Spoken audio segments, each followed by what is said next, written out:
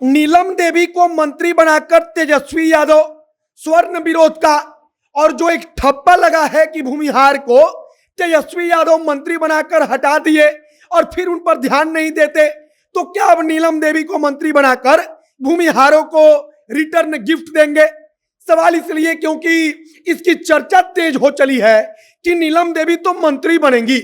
मंत्री कैसे? तो भूमिहार कोटे से। भूमिहार कोटे से कैसे? तो जो मास्टर कार्तिक हैं उनका मंत्री पद से उनको हटाया गया, उसके बाद किसी भूमिहार को मंत्री बनाया नहीं गया।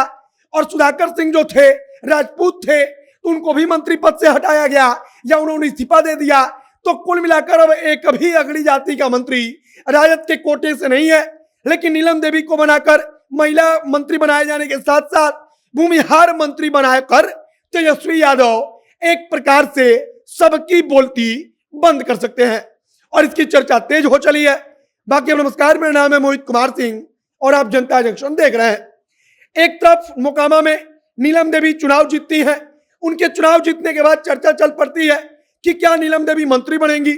समझाया जाता है कि राजद में अगड़ी जाति का जो 2 मंत्री का कोटा था मंत्री पद का, वो तो खाली है।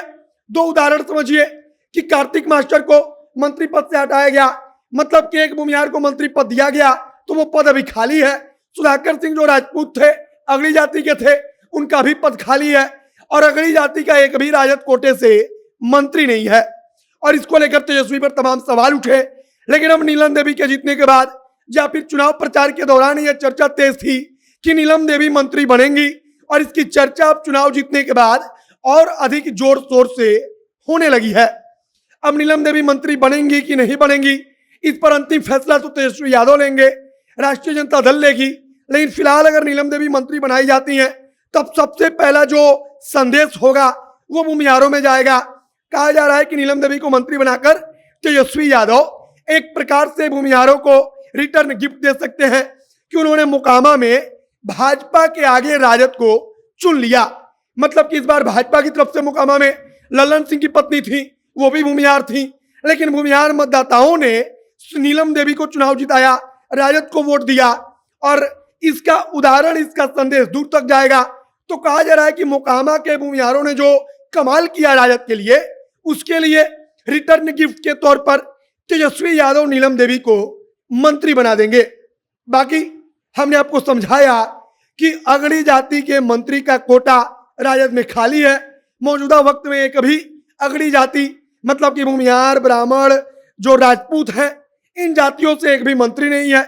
तेजस्वी यादव की पार्टी से 2 मंत्री बनाए गए थे, एक सुधाकर सिंह, एक कार्तिक सिंह, मास्टर कार्तिक। दोनों के दोनों, एक आदमी को इस्तीफा देना पड़ा, एक आदमी से इस्तीफा ले लिया गया।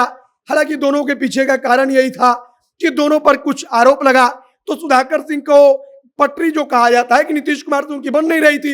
कुल मिलाकर दोनों जो अगड़ी जाति के नेता थे वो मंत्रिमंडल से बाहर हो गए और अब शायद नीलम देवी को मंत्री बनाकर तेजस्वी अगड़ी जाति के नेताओं को, विधायकों को या एमएलसी को मंत्री ना बनाए जाने का मुद्दा भी खत्म कर सकते हैं। दूसरा चीज, हम बार बार कह रहे हैं कि भूमिहारों को रिटर्न गिफ्ट दे सकते हैं और एक प्रकार से अगर ऐसा कुछ होता है तब इसका संदेश आगे आने वाले भविष्य में जाएगा कि राजद भूमिहारों को पूछ रही है, अगर भूमिहार उसको वोट दे रहे हैं तब। बाकी फिलहाल मोकामा जीतने के बाद नीलम देवी के समर्थक खुश हैं, राजद के समर्थक खुश हैं।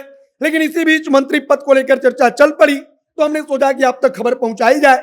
फिलहाल आपको क्या लगता है कि नीलम देवी को मंत्री बनाया जाएगा तो यह ठीक रहेगा कि ठीक नहीं रहेगा? और क्या तेजस्वी नीलम देवी को मंत्री बनाकर महिलाओं के अंदर और महिलाओं के साथ साथ भूमिहार जाति के अंदर एक प्रकार का संदेश दे सकते हैं? इसे कमेंट बॉक्स में लिखकर बताइएगा, वीडियो शेयर कीजिएगा। वीडियो यहीं पर समाप्त करते हैं इसको। बाकी कैमरे के पीछे घनश्याम खड़े थे और मैं मोहित कुमार सिंह। बहुत बहुत धन्यवाद।